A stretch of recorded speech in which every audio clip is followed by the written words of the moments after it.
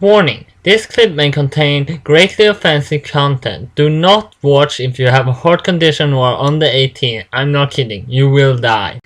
Hello bros and welcome to SFX0, BroFive production, and the next part of Corruption of Champions. Start recording right here. So last time we hatched the egg and found out there was a dragon in it, and actually we know there was a dragon egg, and the dragon is calling herself Ember. If it is so herself then, because she is pretty much hermatophia, with male and female body parts. Let's talk to her. Ember sighs an approach and doesn't even look you in the eyes before saying, "What do you want?" That's weird. Let's talk. What will you talk about? Dragons. You ask Ember to tell you about her species. Ember decides to talk about dragons' mating rituals. Right, that was a weird subject she chose. Dragons prove themselves to each other by showing off their strength. It isn't necessarily immediate physical strength, usually it's done in competition. A good mate has been proud, brave, wise and strong, so as you can see, it's pretty certain you wouldn't find a dragon mating a non-dragon. Ember stops talking, her face turns serious for a moment, she looks deep in thought. Dragons wouldn't mate a non-dragon, in fact. Dragons wouldn't even find non-dragons attractive. You think you hear her humble? Damn it. Then why do I feel this way? Not everybody. You ask her to speak up. Ember blurts out, "Nothing. Lessons over," before withdrawing into her den. That's pretty funny and sick. Alright, she says she only fight someone that can, only mate with someone that can fit her. So let's fight her. You feel like you could use some practice just to be ready whatever they stumble upon when adventuring, and you ask Ember how she feels about sparring with you. Ha! You have to be joking. We both know you end up hurting yourself. Instead of proving her wrong, you brandish your katana. Well, if you are so set on being knocked about, Ember leads you into an isolated clearing in the outskirts of camp to assume a battle post. Oh shit, she's on level 15. She was born yesterday. You are currently battling Ember, the dragon, in a play fight. At least was the intention. Then when she lashes her tail along the ground with the claws spread and teeth bared fiercely, makes you wonder. Well, see how well she fares against magic. 115 damage. Oh, she hit me 148, but my health returned like 20 points every return. Oh shit, I also took 85 health on her. 208 health I took. 165. She had 39 health left. Damn it, she's strong. Oh, she stunned me. She had 27 left. One more. You Ember lies on her back while you stand over defeat the dragon triumphantly. You extend a helping hand, intend on pulling her up, but she bats it away, flinching in shame at her defeat. I don't need your help, you cheater. Come again. You won this fight fair and square. It's her own fault for underestimating you. Yeah, fine, maybe I was wrong, but you still cheated. You attacked me while I was distracted. That's not cheating. You should not be distracted in a fight. Ember doesn't even give you time to answer before getting up and taking wing. You won't get that lucky next time, she calls down to you. You're sad in this point, man. You're not sure why you extend Ember to be less of a sore loser, but you did. On the bright side, maybe she keep the attitude in check from now on. Ah, I win next time, comes the yell from the distance. Maybe not. You gain 170 XP for the bell. Oh, pretty good. Let's explore the swamp. You go exploring the swamp, and before you get far, a female spider morph appears. She's clearly different than the last one you ran into, though many of her features remain the same. You realize she's no more than a dozen paces away and slowly approaching with a strange glint in her eye. What do? Try to talk. You hold your hands non-threatening as the spider girl. Why is she trying to sneak up on you? Her eyes go wide and she claps her shin's hands over her mouth in shock before she cries, "Oh my gosh, I'm sorry." You smirk at the decent girl's responded while she recovers from the continued tree. "I didn't mean to scare you. I've been living out here by myself for so long, even since the demon destroyed our village. Could we just talk for a little while?" The spider girl twiddles her fingers nervously for a moment until you give her a nod. You didn't mean you did mean to talk to her, and it seems that it's worked out a little better than you intended.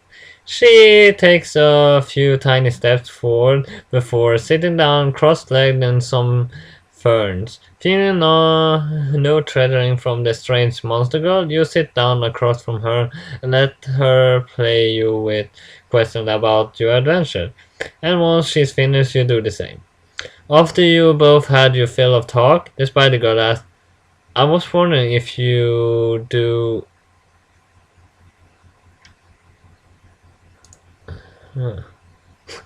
You got a box pop up asking me if my Google Chrome did work correctly, but it's working fine. "If you do me a favor, I have certain urges, and well, you're the first person I had a chance to ask." "Oh, fuck it. Can I tie you up and fuck you, please?" Um, it's on me, or did that sound a little strange? She asked to tie me up first. "Do you let her fuck you?" "No." I leave. You tell Lasse Spanrock that you're not interested in having sex with her now, and she looks crestfallen. She nods understanding and zips up a line of webbing into the trees before decisions can come any more upward. There's still a couple of hours until it's time for sleep in the story. The spider morph drops out of the tree in front of you, hanging from a single thread of sparkling webbing. His purple eyes gaze deeply into your own while he looks you down. He breaks into a smile and says, "Hi there. I haven't seen anyone else with a shred of sanity in forever. Would you mind just talking with me?" "I'll talk." Oh, this is a lot. No, it's actually not. No way to scroll down. This male spider morph grins even wider, displaying the particularly retracted tips of his fangs. You smile back nervously while he rotates about and drops lightly into his feet, gleefully approaching you in the spit of nudity. Sensing your discomfort, he stops a few yards away and pulls some food from a bunch of his hips, offering you some dried meats and fruits. You take one of them more honest looking ones and sit down with him. He starts talking first, telling of how people with young race transformed off-worlders. The demons put a quick end to that and recruited a large amount of more aggressive Dryades and Arcanists from his tribe. He quickly explains that Arcanists are like him but are cinderous exoskeletons covering their whole body, except for the face. Dryades, on the other hand, have a body of a human from the hips up, but a giant spider body below. You talk, you talk of your own people and the good idea you had in Inma growing up, but you keep coming back to the sadness of losing so many young adults to becoming champions. Eventually you go over your own selection training and eventually you earn the spider more. Listen with a rapt attention the whole way through.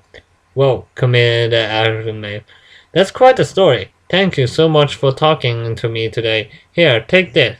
If you ever want to have your own venom or webbing, eat as much of it as you can. Who knows? Maybe I helped you take down the demons. Maybe it helped you take down the demons somehow. Actually, venom wouldn't be bad, but I don't think so. He stands and gives you a bundle of pink fibers with a nervous bow. You look down at the gossamer strands in your hands, and when you glance back up, he's gone. There is no room for the bundle of pink gossamer webbing in your inventory. You may replace the content of the punch with a bundle of pink gossamer webbing and abandon it. Actually, I don't know if Ember likes me enough, but I'm gonna see if it works.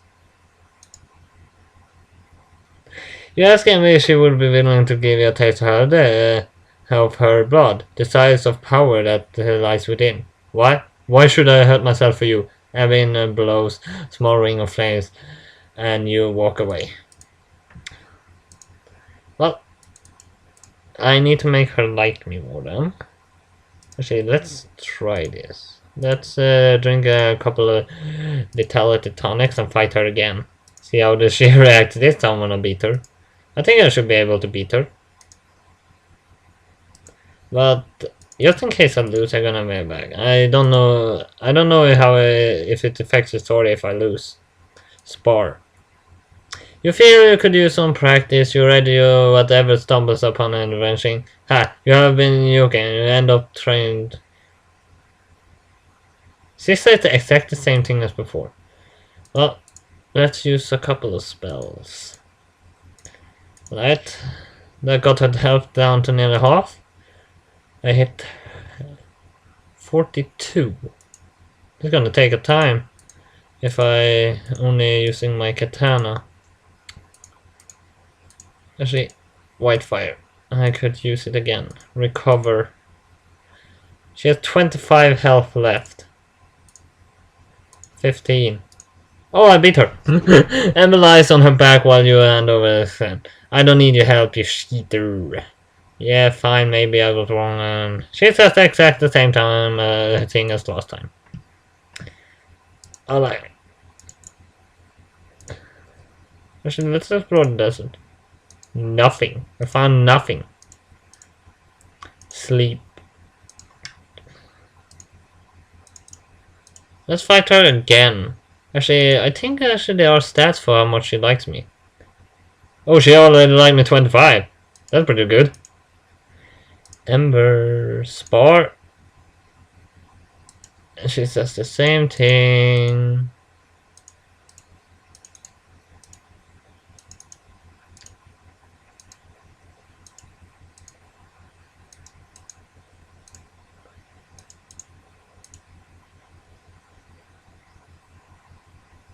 And I won again. Now she likes me 35. But that's pretty good.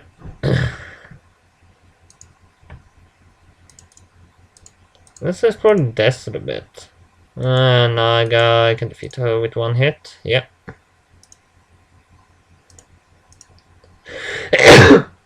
Oh. Pawn.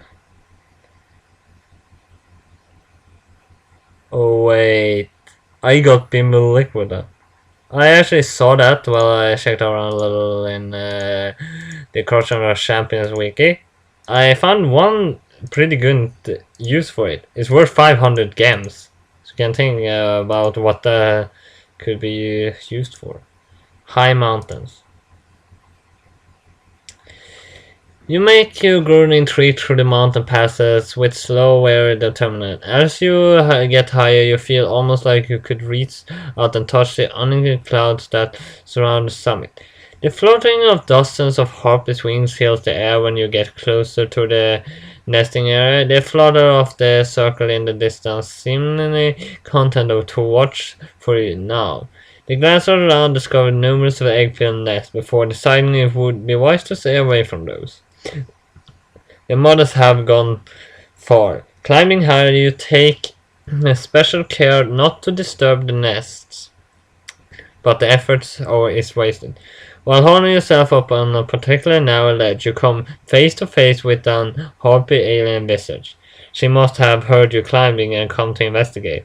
Now she's scanned inches away from you, looking at you with her curious amber eyes. A faint sweet scent wafts from her, and she licks her yellow glossed lips with a long pointed tongue. You step to the side in an attempt to get away from the sharp drop off behind you, but the harpy grabs your shoulder with both her hands and motivating tone says, "Relax, cutie, I won't drop you." Wait, what? The harpy smiles internally when she feels your muscles start to relax, and you give her a chance to get a good close look at her. She has two pairs of wings, a large set of sprout from her back, and a secondary set that appears to be a combination of arm and wing. The smaller pair thicker behind her wrist, displaying long, lustrous plumage. What you had assumed to be pink hair is actually a mass of long, downy feathers that hang from her shoulder. The last and hardest thing to ignore is her breath. Compared to the tiny buds on the harpies you spotted earlier, the women have massive. They are at least double the human similar size. Ah, how nice of you to notice my breast. That other harpies are so mean to me because of them. I think they're jealous, says the harpy. She pulls a hand off her shoulder and begins to preen her hair. With it, the change her feature more pleasant configured as she introduces herself. I don't get to see many cute girls like yourself up here. And it's hard to fly very far with such heavy breasts weighting you down. My name is Sophie. What brings you a delicious morsel like yourself to my little nest? The interest of politeness, you raise your gaze away from her breasts and introduce yourself. It's hard to stay focused on the introduction while she wrapping her wings like ours around her tits and squeezing them together, amplifying her cleavage. Immaturely Harpy is looking at you expectantly and occurs to you that she's still waiting on an answer to her question. Why did you come here? I didn't got lost. I'm not exactly foraging, actually kind of foraging. But I'm actually looking for demons. I want to kill demons. A lot of them. Sophie throws her head back and laughs. Don't worry about demons here. Anytime a demon is dumb enough to wander too close to our nests, we give him a foot job. He won't forget. To illustrate her boss, the harpy lifts her leg and proudly displays her razor-sharp talons. You gulp and nod, understanding quite clearly that the harpy don't care for demons in their nesting ground. Sophie smiles and turns about, fluttering purple intent tail features at you, what clearly is a dismissal. Alright, I need to find Sophie again, actually. This is evil, but it's only fun. Doing your exploration on the mountain, you wind up passing close to our harpy's nest again, and Sophie flaps her way over to you. Her breast jiggles pleasantly, and she looks her talons through the belt you used to hold your punches before you can stop her. Therefore, the forces of her flapping wings push you off the mountains, especially hundreds of feet above the ground, and she flies you back towards her nest. The flight is thankfully brief, and she actually gives you a good view of her mountainside, and she brings you up to her nest. Sophie releases her talons and drops smallly onto her side. She pants, "It's breeding time, girl. Fertilize me now." And I don't know. Her need to amplify the complication make it difficult to see.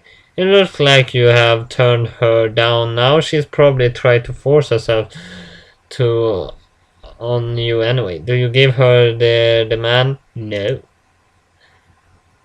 Yeah, I get to fight her instead. Alright. Hit her 128. She has 66 health left. Hit her 120. She has 34 health left. I hit her one more time and she's not down yet. Alright. Sophie is down. She's too wounded to fight and she lies on Mr. Hitnet. What do you do to her? I could use my mail part. I could sketch her that. I think now I know what that is, but I can't explain it. Or I can use the Bimbo Liquid on her. Bimbo her. A wicked idea takes hold of you while you watch the harpy squint in the dirt around her nest. Realizing she the ties on one of your punches, you reach inside and claim the content. You produce a bottle of Bimbo Liquid with a flurry swirling the potent fluids inside his prison as you approach the downed harpy matron. She looks up at you with a dumb paint glaze in her eyes. Beautiful but unconvinced, slack-jawed, empty. It's good look for her. The cork pops from the bottle from the top with an easy tug, releasing a fine pink mist that reeks of alcohol, potent spices, and sweetness. You hold Sophie's jaw in your hand and pull her mouth open, placing the bottle's lip upon the defeated slot's slack mouth. Like this, she's almost perfect. Almost. You lift her back edge of bottle higher, dripping a flow of the Bimbo Liquor's alcohol into Sophie's plain, interesting mouth. She gulps it hits her tongue, swaying back and forth dangerously while the magic starts to take effect. You hold her fast and open rest of the liquor directly into her throat. The busty harpy shudders and shakes, sputtering and a little bit with her eyes crossed. Her convulsions grow, and forcefully that she wrenches out from the grip and floats about her floor of her net. Startling at her head and flaming pink plumage brightness to the even more neon coloration. It constantly lightens until she blows utterly vanishing in a light, barely blonde hue fading into place in her features hair. The same scene is repeated over her wings, legs, and features backside, girding her body and planting on pinnacle. Fluffing softly, the change her features ruffled with Sophie's inward shudders. Slow to stop, she shakes her head and mutters, "Oh, what did you give me? So hard to think." Oh, this is actually a long story. And I actually need to end this.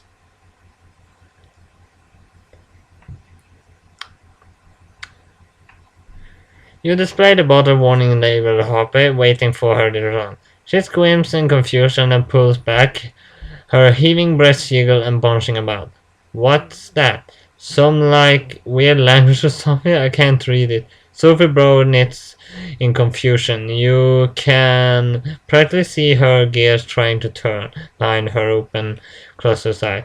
She taps her chin and her arms, brushing her suddenly larger assets. Once again seeing a swelling bust of shaking. Oh my gosh, are my tits getting bigger? She asks, giggles. They are so jiggly and shaky. Looking down confirms her claims. While the twin melons were definitely double D before, they are swollen up to an E cup by now, and the blooming blossom shows no sign of stopping before your eyes. Sophie's tits grow into a truly magnificent pair of bread, shaking and wrapping the balls of yellow. Her nipples puff and encourage the knobs, easily doubling in size, and stretching out nearly a full inch of her outer state. They're ruddy as Sophie's creamy skin blushes pink, her flesh coloring from the pleasure of her chest utterly grow. Waning, panicked at loss, Sophie's eyes glitter with half-formed tears and she wails, "I can't fly like this." You chuckle at her hefts and one harpy white globes, marveling at the smooth softness of her heavy tip. Sophie squeals, "Stop! It is it is sensitive." Huh, apparently. Signing, you rub your thumb across her circling around the huge nipple before you give the long pronouns a hard flick. The Avin matron shivers and moans at that, edging her back to press a mammoth mount further into your hand, forcing you to back against the mountainside with her weight, producing even more. Her unyielding nips slide between your fingers. Thankfully, for they don't seem to be getting any bigger. While you're no tailor, you appreciate them at least F-cups now. You idly massage her more than mouthly melons, setting off and shores moans from the harpy golden glossed lips. Her wide hips wiggle with sensitive need and scent of horny harpy filling the air. You must be doing something right. Sophie gasps and pulls back, turning about to place hefty rump in front of your face. The long tail feathers tickle at you, but you brush the blonde fluffies aside with an irritated snort. You like the you like this to me.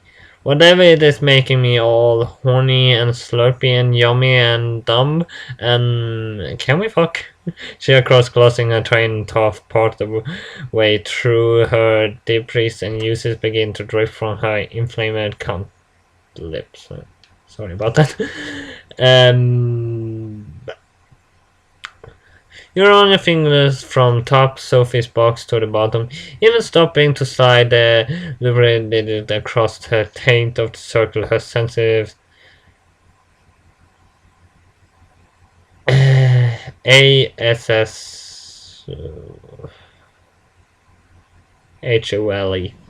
She moans and bunches in place, her hips nearly blocking the light from the view when she pressed back. Did they get bigger too?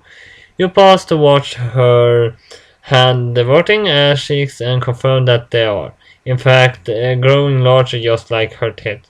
The brush pillow about round out, swelling larger. You look down and turn note and her legs are moving apart as well, shifting wider with Sophie's changing body and expanding hips. Sophie goes, like, do you love my drippy PXXXX that much? Gosh, that's cute. But why am I so horny and silly? She goes, I don't get it. My head is all light and floaty, not like before. Her voice drops slightly as she struggles with herself. So hard to think. Gotta, like find someone to fuck. Would you give me a lick? Can't you feel how hot Mommy Sophia box is? It's like needs a tongue to cool it down or something. I'll say that might have been a mistake to give her that Bimbo Liquid. She is like crazy. Your harpy's frothing gas smears over your nose and lips, trailing a fragrant smears of girl honey across your face. For one glorious moment, you utterly depraved the light and left within the nearly minded bimbo twat of your. Her things muffle the sounds of her high mouth and near nothing, and you find yourself licking without meaning to a lapping expansion to see which part of her slotted up anatomy will release the strong gushes of fluids. Once she proves clit with the tongue, she comes drenching your face with harpy lube. The brown things look around you, holding you tight in the bimbo bitch snatch to receive her musky bunting. After a few moments of tortile slimy output, Sophia quiver CXXX spasms and her legs give out. She slants over ass into the air and utterly explodes at the giggle. Like, whoa! You made me see XX so hard, miss. Can I, like, come home with you? I don't really want to compete with these bitches and you super hot. We can have lots like SXX and stuff. You're a bit taken aback by her reaction, but makes sense. The Dawn Broad is too fucked up to survive without becoming someone's fuck pet, so she may as well be yours. She looks back with glossy, hopeful eyes and a pleading, pouty look of her thick lips. Did they get bigger too? She probably gives you a great head. Saying no sincerely, she's so fucking hot now, and you not doubt she'd be like your personal masturbation toy. Sophie Taylor's, please, please. I kiss and like lick you with my tongue all the time. Don't say no. I totally need to fuck you. Come on, this is. You shake your head, feeling the compass picking your mind. Then she can still try to compete with you with her words. Do you take her home or live in Bimbo of choice? I take her home. I don't want her to be like killed by the other harpies. You know that Sophia springs forward of her power legs and straightened into but the effects of her bimbo transformation. She tackles you in a bear hug, kissing your pillow breast over and over. Her momentum carries you both off to the side of the mountain. You tremble in the air, scream as you fall. Sophie looks up and gets, oh no. Thankfully, she did remember her own wings and spreads them. Slowly descend rapidly curling. You sighed with relief, suppose her arms and legs thousands of feet in the air. Sophie titters, like, which way should we go as effects here? Everything is all funny up here. I don't know where you live. We need a place to. I think it's pretty good guess what she said, but I'm gonna say it. Fuck. You grounded direct her glide towards your campsite, and the two of you make a good time. Of course, Sophie's wet rolling CXXXX makes an absolute mess of your black leather armor, surrounded by voluminous robes and legs during the trip, soaking them with her capricious PXXX cream. She exhausted and randy once you get to camp, and the landing is quite rough. As a result, you take a nasty tumble in the dirt, but it doesn't damage you significantly. Sophie appears just lucky. She's sitting on her plump rump with her legs spread wide, cluelessly scratching and down bloody features.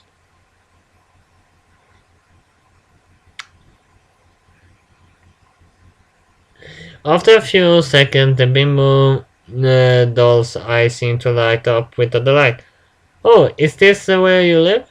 It's wonderful. Oh, do you like sleep over there? Can I share it with you? Can we hug every night? Oh, I've got like so many questions. Which ones did I ask already? I forget. You sight and show her the beam around. She seems extremely pleased by the arrangement. And once the tour is complete, she prefers over touch her makeup. Do you see her masturbating the whole time? Afterwards, she offers. I have to read this without censoring. Afterwards, she offers. Sorry, I just got. The shattered mouse jaws drop, but when he picks it up, I said, never. My body is as pure as my soul. Well, you know where to find her anytime. You want to for mostly Bimbo. Bimbo Soup has been added as a slave. She's added as a slave? Well, that's weird. I got to see I got some things from the victory. Now, Pastor Sophie seems to be focusing on preening herself a little more often than usual.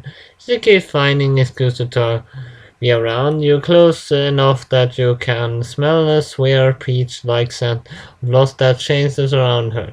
Her lower lips are more puffy and encouraged than normally, and you note she's even applied some of her lip gloss to them. The Bimbo Harpy continually bends over rocks, stools, and fire pits, always with her big eagle eyes swarming excitedly in your direction.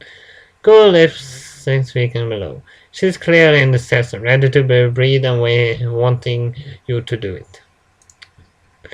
Alright, stop recording right here. Alright, this story was long and very, well, weird. But I actually know how to return it to normal, but actually it would stay as a follower then, or a lover, I don't remember. But that we're gonna do next time, and I'm gonna fight some Ember and go to Telandre and work up the affection for Urta, because I need 100 affection from her to continue to the next stage of her quests. But at least hit like and subscribe, and I see you next time. BroFive!